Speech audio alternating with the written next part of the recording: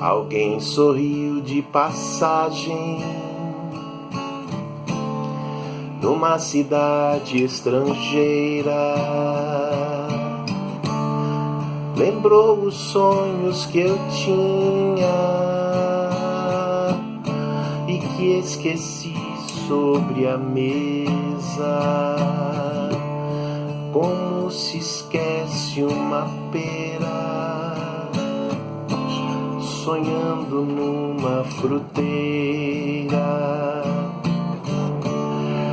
Que música linda, gente! Que música linda para falar de um disco que é um verdadeiro clássico da música mundial, não só da música brasileira, da música mundial, né? E aí você vai me perguntar: poxa, mas o que isso tem a ver com os Beatles? Tem tudo a ver com os Beatles. Tem tudo a ver com os Beatles. Não só com os Beatles, evidentemente, mas tem muito a ver com os Beatles, né? Clube de Esquina 1 foi o disco lançado pelo Milton Nascimento e pelo Lô Borges em 1972. O auge da ditadura militar no Brasil, da repressão. Mas, por outro lado, na música, no âmbito da arte, né, principalmente da arte de vanguarda e naquilo que se chamava de MPB já naquela ocasião, né, havia uma tendência a um experimentalismo, né? Havia também uma criatividade muito grande, tinha que haver nas letras das músicas, porque por causa da censura, onde você não podia escrever nada, né, que pudesse ser interpretado como um apoio, né, às guerrilhas que aconteciam pelo Brasil afora, que visavam tão e exclusivamente combater a ditadura militar, né? Muito mais do que combater uma invasão comunista, né? O Brasil nunca sofreu ameaça de comunismo, mas, né, isso sempre foi vendido para o povo como uma ameaça, para justificar, né, enfim, uma série de atrocidades que foram feitas, que continuam sendo feitas de certa forma e que naquela época, anos 70, estavam no auge, no clímax, né? E o fato é que o Milton Nascimento, ele fazia parte de um time de músicos assim que lutava para conseguir um lugarzinho ao sol. Claro, né, naquele tempo havia muito, a música popular era de fato a Jovem Guarda, que já havia se transformado, né? Nós tínhamos o tropicalismo que chegou a ter assim, um pequeno lapso de popularidade, né? Até o Caetano e o Gil também serem obrigados a se exilar no exterior, né? Mas a música brasileira naquela ocasião, no começo dos anos 70, era dominada pela música, vamos dizer assim, por uma corrente que empobreceu ainda mais a Jovem Guarda, né? Que já era muito influenciada pelos Beatles, naturalmente, mas que havia se transformado assim, em algo mais, eu diria, em alguns aspectos, mais vulgar, né? Era uma música com rimas fáceis, melodias muito fáceis, né? Que grudavam na memória da gente. Não necessariamente isso pode ser ruim, em termos de qualidade musical, no âmbito da música popular, mas a gente sabe que aqui se transformava tudo em assim, algo muito vulgarizado, né? Era uma cópia da pior música que se fazia naquela ocasião nos Estados Unidos, o que se passou a fazer no Brasil. Então essa turma da MPB, né, que tinha ficado no Brasil enquanto Gil, Caetano estavam exilados, essa turma lutava para conseguir um lugar ao sol, né? Um espaço dentro do mercado fonográfico, né? E o público desse pessoal era realmente um público assim, eram estudantes, eram pessoas, vamos dizer, segmentos que eram melhor informados, né? Que tinham acesso à informação, que sabiam um pouco do que estava acontecendo no Brasil, né? Um pouco, né? Porque muita coisa a gente viria a saber depois. mas era um pessoal que era obrigado a escrever letras profundamente metafóricas para que a censura não vetasse, né, o lançamento em disco, e também para que os artistas não sofressem perseguições. Dessa forma, a música do Milton Nascimento, nesse esquema, né, dentro desse esquema, ela foi uma das músicas assim ao lado do pessoal da Tropicália, que mais teve que aprender os macetes, né, de poder passar a angústia ou traduzir a angústia, a melancolia que tomavam conta dos corações daquelas pessoas melhor informadas naquele momento, através de letras que eram consideradas realmente muito difíceis de serem compreendidas, assim, sem que houvesse um preâmbulo, né, explicativo, um manual que pudesse esclarecer as metáforas, né? Essa música que eu comecei a tocar, por exemplo, Um Gosto de Sol, ela descreve a visão de um exilado político no Brasil àquela altura, né? Um cara que está andando sozinho numa cidade estrangeira e de repente se lembra do próprio país, do Brasil, dos sonhos que foram obrigados a serem abandonados, né, silenciados, etc. e tal. Uma música linda. Agora, o Milton, aconteceu com ele uma coisa bem legal, assim, que foi, né? O Milton começou a carreira dele lá, os primeiros discos dele, 67, Travessia, né? Depois ele gravou um disco para o mercado americano chamado Courage, né? O Milton, ele tinha uma influência muito forte da bossa nova e do jazz, né? Ele nem tinha, assim, praticamente nenhuma referência à música mais popular, mais rock e mais psicodélica, que era a música que os Beatles faziam, né? Quem tinha essa referência era o jovem Lô Borges e o jovem Beto Guedes, que moravam ali naquele edifício no centro de Belo Horizonte, a família Borges, né? E o Milton, então apelidado de Bituca, ele era muito amigo do Márcio Borges, irmão mais velho do Lô, né? E através dessa forte amizade com o Márcio Borges, que era um letrista muito talentoso, o Milton ficou conhecendo o Lô, que era apaixonado pelos Beatles. E o Milton era um cara que sempre teve a cabeça muito aberta, né, para novidades, para inovações. Mas ele realmente vivia ali naquele primeiro momento da carreira dele, ele meio que, assim, ainda um artista muito desconhecido, ele se submetia aos desejos das gravadoras, né, que lançaram os primeiros trabalhos dele, a se enquadrar dentro de um perfil. Então quiseram enquadrar o Milton ali na corrente da MPB, que era aquele pessoal que fazia uma música diferente da Jovem Guarda, uma música mais engajada, com temas mais ousados politicamente. Isso antes ainda do período mais difícil da repressão, né? Aí surgiu o tropicalismo, que foi aquela coisa assim que pegou todos os gêneros musicais do Brasil, né? Pegou muito da coisa do rock, dos Beatles, né? E fez aquela transformação toda, os Mutantes, que a gente vai falar brevemente aqui também, né? Mais detalhadamente. O Milton, ele observava tudo isso assim, mineiramente, né? Ali no silêncio, sorrateiramente, né? O Milton e toda a turma que ele conhecia em Belo Horizonte, que viria a ser chamada de Clube de Esquina, né? E quando o Milton resolveu dar essa guinada, ou seja, transformar a música dele em alguma coisa mais elétrica, tirar aquela roupagem de arranjos de bossa nova, de jazz, com cordas delicadas e tudo mais, né? O Milton fez isso em 1970 com o disco Milton dele, que ele convidou a banda Som Imaginário, que era formada por ninguém mais, ninguém menos que Zé Rodrigues, Fredera, Wagner Tiso, né?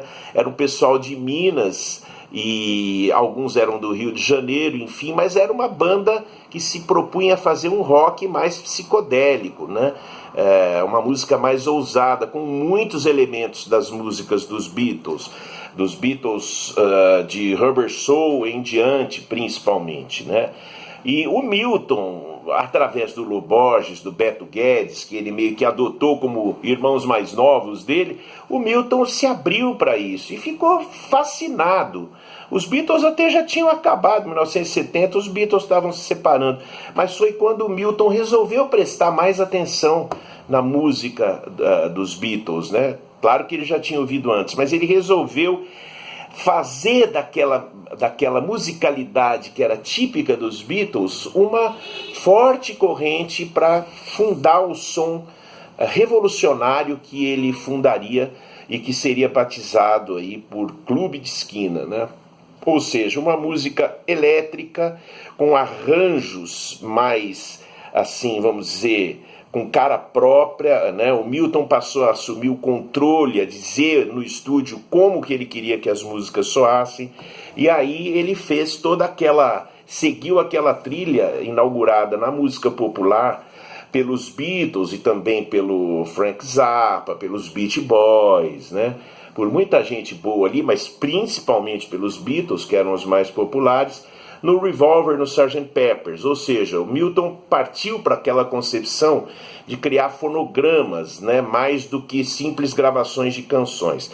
O Milton era um melodista, e é até hoje muito forte, ele tinha uma habilidade impressionante já àquela altura, para criar melodias assim muito bonitas, com muita autonomia, né? Ou seja, melodias que se ressaltavam, né? E então ele acrescentou a isso aquela questão dos arranjos, dos instrumentos que por trás da melodia faziam uma espécie de segunda voz, segunda, terceira, quarta vozes da canção, da gravação, né, do fonograma, né? Então a influência principal dos Beatles, eu acho que reside aí na música do Milton Nascimento e do Clube de Esquina, principalmente do Lô Borges, do Beto Guedes, do grupo Som Imaginário, né, que eu falei aqui, que passou a acompanhar o Milton, que acompanharia o Milton no primeiro disco Milton de 70, primeiro disco, não o primeiro disco do Milton, mas o primeiro disco assim dessa nova onda, né, de música mineira atualizada, né, com o mundo, né? Depois, em 72, veio o Clube de Esquina, que foi o primeiro disco, a parceria entre o Milton e o Lô, né? Que foi uma injeção de vitalidade, de energia, de ousadia na música do Milton Nascimento, a presença do Lô, que era bitomaníaco, né? O Lô, quando chegou no Rio de Janeiro para gravar esse disco, porque todo mundo já achava, já via que ele sabia, no LP de 70 foi o Lô que compôs também para Lennon e McCartney, né? O Lô, o Márcio Borges e o Fernando Brandt, né? Que era uma música assim que louvava a dupla Lennon e McCartney, mas também eles louvavam, passaram a louvar, claro, a eles mesmos, né? A parceria deles, dos mineiros.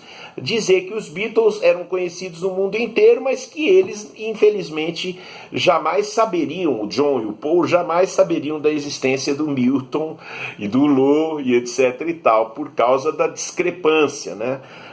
O John e o Paul estavam no primeiro mundo, no centro do capitalismo, e o Milton e a turma do Clube de Esquina aqui na periferia capitalista, né? Então é uma música que ao mesmo tempo faz uma declaração de admiração muito grande pelo Lennon e McCartney, mas ao mesmo tempo assim um lamento, né? Tipo, poxa, nós estamos numa colocação no mundo que é assim, ninguém sabe de nós e nós somos, quem sabe, tão brilhantes quanto, em termos de composição, quanto Lennon e McCartney. E, gente, eram mesmo, né? O Milton, o Lô, toda essa turma de Minas, sempre foram, assim, mestres da composição, da melodia, e eles tinham, diferentemente dos Beatles, uma influência muito forte do jazz, né? Então a harmonia que esses caras faziam e fazem até hoje é muito sofisticada, muito rica, né? Tem muito uso de acordes, muita complexidade, né? Mas, vamos dizer, no que eu considero a cama da música, a cama da melodia, que é como você arruma a cama, né? Para deitar, né? Para se instalar. E eles tinham essa riqueza muito grande. E os Beatles tinham também, mas os Beatles eram mais influenciados pelo rock, né? Eles tinham essa ousadia em termos de harmonia e composição, mas principalmente na melodia. E os mineiros se deixaram influenciar muito por essa capacidade de tecer melodias, de desenhos melódicos que os Beatles tinham. Além do mais, outra coisa que eu acho que os mineiros herdaram dos Beatles, vamos dizer assim, foi não que fosse preciso herdar isso dos Beatles, porque o Brasil sempre ofereceu muito material para isso, mas a angústia, né, e a melancolia, principalmente da parte do John Lennon nesse sentido. O Paul sempre foi mais otimista, mais assim descontraído, né? Obladi Oblada, Martha My Dear. O John, principalmente a partir de 66, quando ele começou a usar muitas drogas e começou a se questionar muito, depois ele conheceria Yoko, blá blá blá blá blá blá, o John, ele enveredou por um caminho de maior angústia, de questionamento, de inquietude, assim como o George também, mas eu acho que tem essa identificação entre a música dos Beatles, pela vertente do John Lennon, da melancolia e da angústia do John Lennon, que apareciam nas letras dos Beatles, né? Across the Universe, né?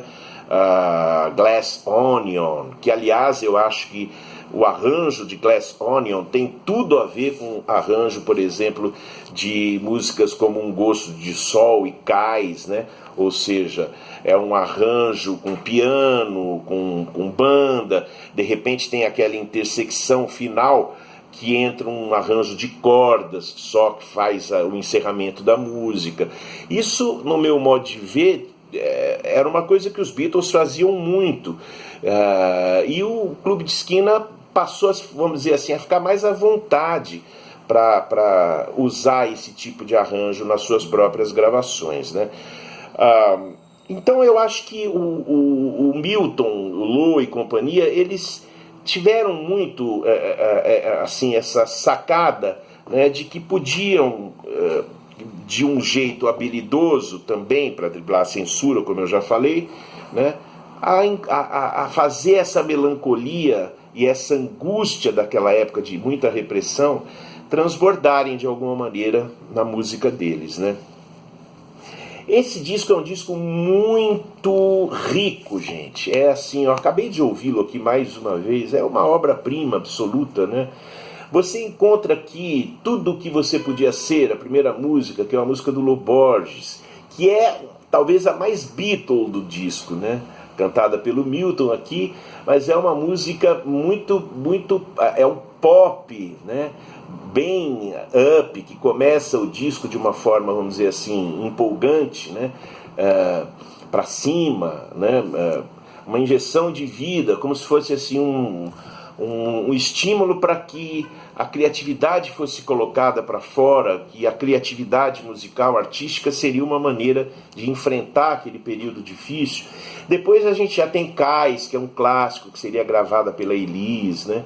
Uma música melancólica, triste, mas linda, que tem aquele final, como eu já disse, com um arranjo de cordas, né? Bem a la Glass Onion, bem A Day in the Life, né? Aí vem o Trem Azul, que é um clássico absoluto do Lô, outra música que tem uma pegada Beatle, eu acho, bem interessante, né? Meio Penny Lane, né? Não tem uma coisa meio Penny Lane? Aí Saídas e Bandeiras, número 1, Nuvem Cigana, uma música maravilhosa, Cravo e Canela, uma música assim mais descontraída, que fala da característica da mulher brasileira de uma forma bem legal, bem inovadora para a época, né? Dos Cruces, que é uma música linda que o Milton canta aqui em espanhol, né? Uma música que seria gravada por artistas chilenos, argentinos nos anos subsequentes, né? Um Girassol da Cor do Seu Cabelo é outra das mais Beatles do disco, né? Beatlificadas do disco, né? É uma música com cara de álbum branco. Aliás, eu ouço o Clube de Esquina 1, eu sempre ouvi o Clube de Esquina 1 como se fosse uma espécie de álbum branco, né? dos mineiros, né? Um álbum branco brasileiro, né? E aí tem São Vicente, que é um clássico absoluto, Estrela é uma pequena melodia para um verso, Clube de Esquina 2, Paisagem da Janela, outra música bem Penny Lane, né? Observação de um local ali numa pracinha do interior, né? Me Deixe em Paz é o único samba do disco, lindíssima. Os Povos, Saídas e Bandeiras número 2, Um Gosto de Salma, uma melodia linda, triste, que eu tentei cantar aqui no começo. Pelo Amor de Deus, Lília, que é um tema instrumental, Trem de Doido, que é outra música bem rock, psicodélico, né? Nada Será Como Antes, outro clássico que a Elis gravou, e Ao Que Vai Nascer, uma música que encerra o disco com uma promessa de que essa vertente iria continuar, iria se enriquecer mais ainda. E é isso, gente, né? Clube de Esquina, um clássico da música brasileira, um dos clássicos que mais influência dos Beatles tem, né? Na história da nossa riquíssima música popular. Vou ficando por aqui, pessoal. Volto em breve com mais um vídeo, provavelmente sobre o rock and roll. Não esqueçam de dar curtidas, tá bom? E likes aí pro canal subir. Valeu!